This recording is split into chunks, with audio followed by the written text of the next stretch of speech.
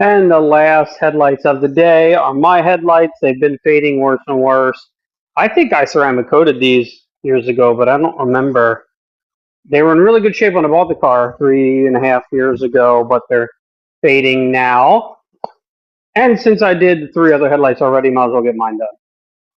Headlight number 4 and number 5 done. I was a little nervous because the spray can started spitting and sputtering. That's what I get for trying to get 5 headlights out of one can.